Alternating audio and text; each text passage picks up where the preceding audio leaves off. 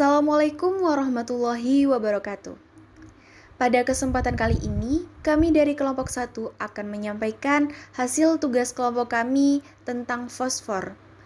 Dengan anggota kelompok kami yang beranggotakan Cindy Suryadamayati, NIM akhir 070, Fitroti Nufus dengan NIM akhir 073, Hanin Wirda Azlia dengan NIM akhir 075, Naza Fanuril Ilmiah dengan NIM akhir 083 dan Siti Alimah dengan NIM akhir 092. Pengertian fosfor. Fosfor adalah salah satu mineral yang jumlahnya paling banyak di dalam tubuh. Fosfor adalah penyangga yang menjaga keseimbangan tingkat pH dalam darah.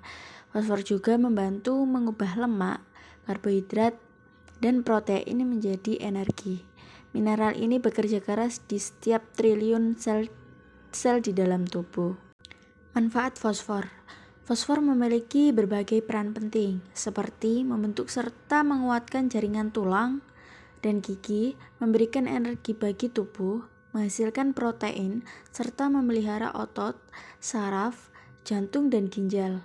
Menurut Pramita 2018, fosfor merupakan zat yang penting bagi semua jaringan dalam tubuh, yang mengembangkan fungsi otot dan sel-sel darah merah.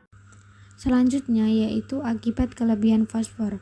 Fosfor dianggap penting untuk mendukung kinerja organ tubuh dan menjaga kesehatan tubuh. Namun ketika asupan yang didapat terlalu banyak, hal ini akan tidak baik. Sejumlah penyakit atau gangguan kesehatan dapat terjadi ketika kelebihan fosfor, walau kasus seperti ini memang jarang terjadi. Yang pertama yaitu kerusakan ginjal. Sekitar 700 mg fosfor perlu dipenuhi oleh orang-orang yang usianya antara 19 sampai 80 tahun perharinya.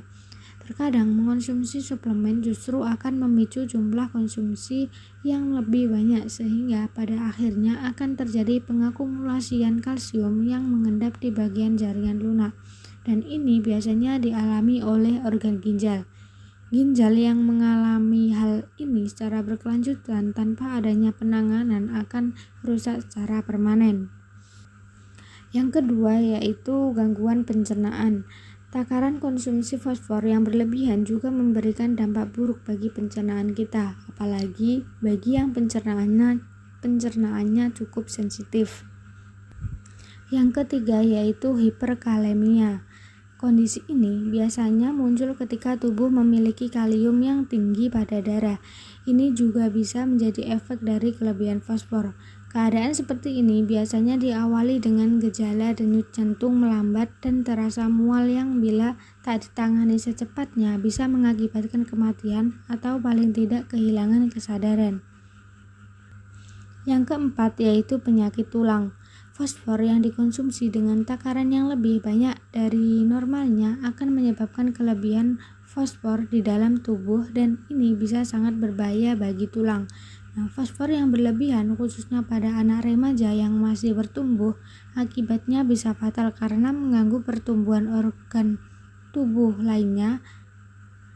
Inilah yang menjadi alasan mengapa para remaja sangat perlu membatasi konsumsi minuman dan makanan kaya akan fosfor. Yang kelima yaitu interferensi mineral. Banyaknya fosfor di dalam tubuh dengan kadar berlebihan dan tak terkontrol itu mampu menyebabkan efek buruk, yaitu membatasi tubuh untuk melakukan penyerapan mineral. Jadi, apabila fosfor sampai terlalu mendominasi, segala jenis mineral lainnya seperti zinc, magnesium, zat besi, dan kalsium tak akan terserap sempurna seperti yang seharusnya. Kalsium dapat menghilang dari tulang karena kelebihan fosfor ini. Dengan kalsium yang terus hilang, otomatis tulang akan menjadi rusak dan mengalami osteoporosis.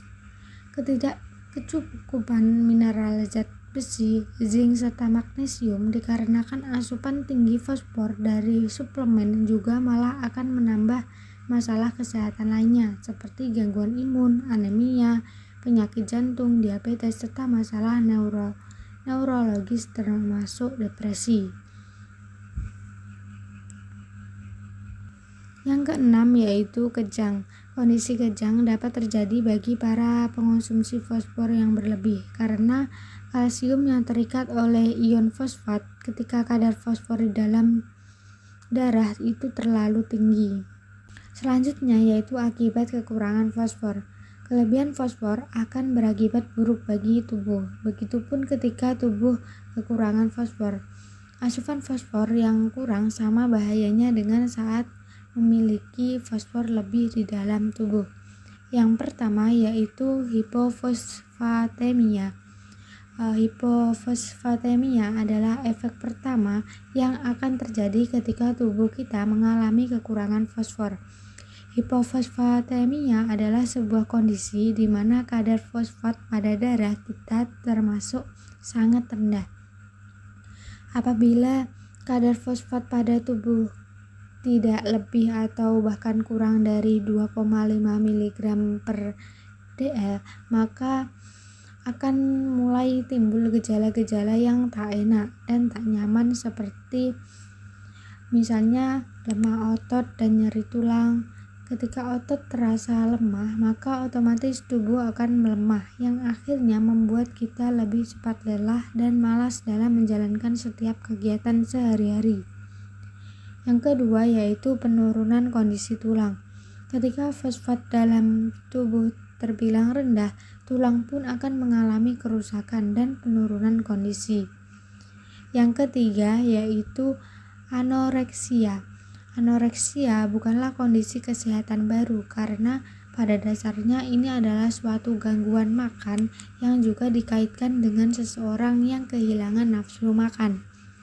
Mengalami anoreksia bukanlah kabar baik karena hal ini bisa berakibat fatal di mana kinerja organ-organ tubuh kita akan terhambat dan kemudian berhenti yang sama saja dengan mengakibatkan kematian pada penderitanya.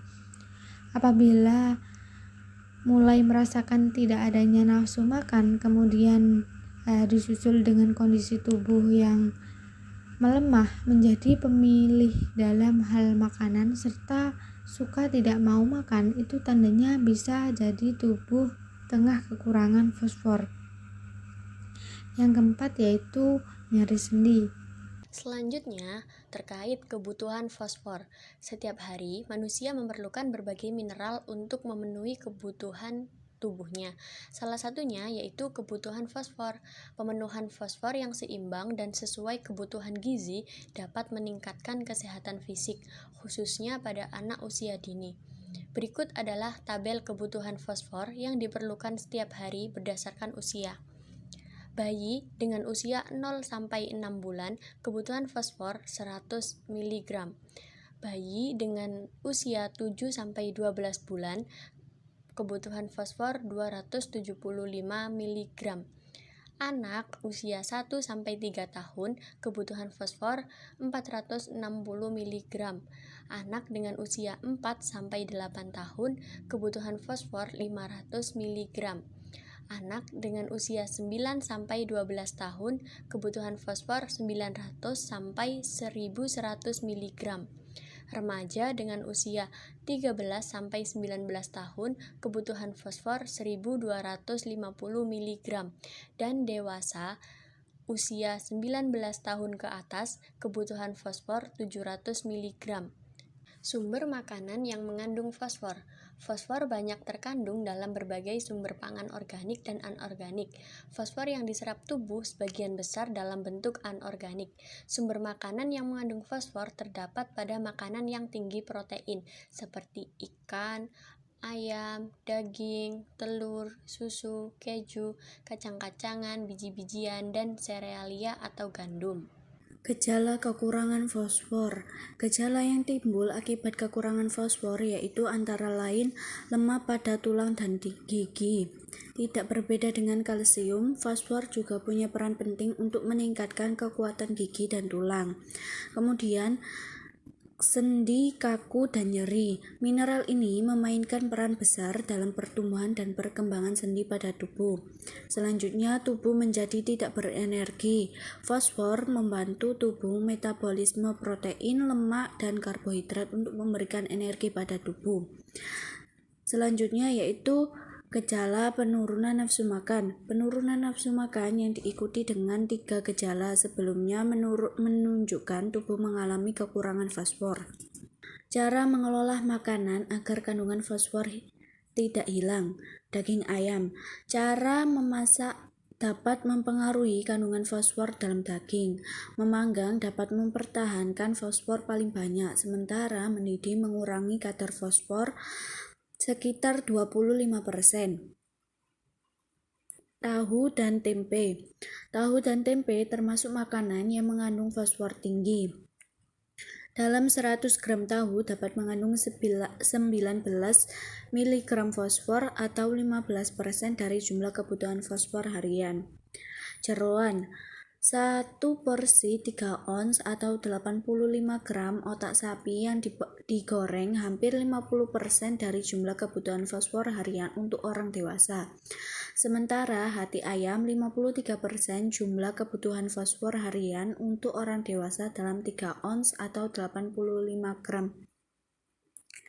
Kemudian selanjutnya yaitu susu. Produk susu rendah lemak dan non-lemak seperti yogurt dan keju tercatat mengandung paling banyak fosfor. Hanya dalam 1 ons atau 28 gram keju bisa mengandung 213 mg fosfor yang merupakan 30% dari jumlah kebutuhan fosfor harian untuk orang dewasa. Makanan laut. Makanan laut terutama cumi-cumi dan gurita adalah sumber fosfor terkaya, yakni dapat memasok 70% jumlah kebutuhan fosfor harian dalam 1 porsi atau 3 ons 85 gram bahan yang dimasak. Kedelai. Kedelai tua mengandung banyak fosfor, sementara edamame, bentuk kedelai yang tidak matang, mengandung 60% lebih sedikit. Kedelai matang dapat menyediakan lebih dari 100% dari jumlah kebutuhan fosfor harian per 2-3 gelas atau 172 gram. Sebagian besar fosfor dalam biji-bijian ataupun dalam kacang-kacangan ditemukan di lapisan luar endosperma yang dikenal sebagai aileron dan lapisan dalam yang disebut basil. Lapisan-lapisan ini dapat hilang ketika biji-bijian disuling. Itulah sebabnya biji-bijian ataupun kacang-kacangan utuh merupakan sumber fosfor yang baik dan mengapa biji-bijian olahan menjadi tidak terlalu. Namun seperti halnya biji, sebagian besar fosfor dalam biji-bijian ataupun kacang-kacangan utuh disimpan sebagai asam fitat yang sulit bagi tubuh untuk dicerna dan diserap. Merendam, menumbuhkan atau memfermentasikan biji-bijian dapat memecah beberapa asam fitat dan membuat lebih banyak fosfor untuk diserap tubuh. Sekian pemaparan dari kelompok kami, kurang lebihnya kami mohon maaf. Wassalamualaikum warahmatullahi wabarakatuh.